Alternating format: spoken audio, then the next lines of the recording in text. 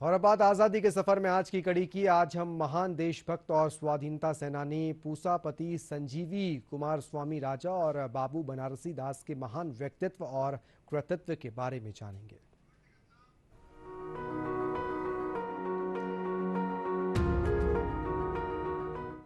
आज की कड़ी में हम स्वतंत्रता सेनानी पूसापति संजीवी कुमारस्वामी राजा को याद कर रहे हैं, जिनका जन्म 8 जुलाई 1898 को तमिलनाडु के राजपालयम में हुआ था।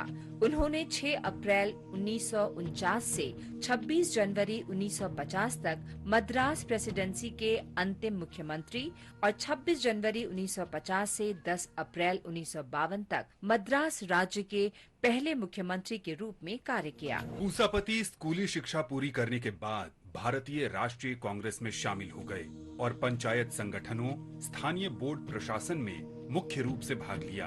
उन्होंने राजपालयम यूनियन, पंचायत अदालत और रामनाथपुरम के जिला बोर्ड के अध्यक्ष के रूप में कार्य किया। प्रारंभिक वर्षों में वो एनी बेसेंट और सत्यमूर्ति के जीवन और लेखन से बहुत प्रभावित रहे। 1919 में वे पहली बार महात्मा गांधी से मिले और बापू की सादगी से बेहद प्रभावित हुए। पूसापति को अन्यायपूर्ण कानूनों की अवज्ञा करने पर 1932 में गिरफ्तार किया गया। उन्हें 1939 में मद्रास कांग्रेस लेजिस्लेचर पार्टी के नेता के रूप में चुना गया। उन्होंने 6 अप्रैल 1949 को तमिलनाडु के प्रमुख के रूप में शपथ ली। उन्होंने 1954 से 1956 तक ओडिशा के राज्यपाल के पद पर भी कार्य किया। पूसापति का जीवन देश के लोगों के लिए समर्पण और निस्वार्थ सेवा की मिसाल रहा।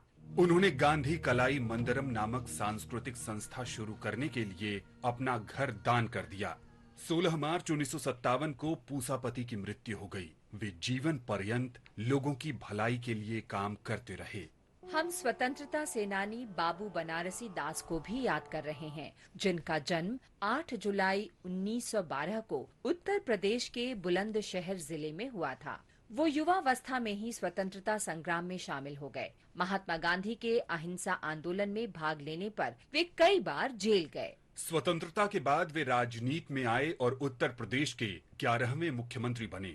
हम आज स्वतंत्रता सेनानी लोखोनो वोट्रा को श्रद्धांजलि अर्पित कर रहे हैं। उनकी मृत्यु 8 जुलाई 1945 को हुई थी। ओडिशा के कोरापुट निवासी वोट्रा असहयोग आंदोलन के दिनों में औपनिवेशिक शासन के खिलाफ राजनीतिक गतिविधियों में शामिल थे। उन्होंने ओडिशा में भारत छोड़ो आंदोलन में सक्रिय रूप से भाग लिया और ब्रिटिश विरोधी गतिविधियों के लिए उन्हें गिरफ्तार किया गया।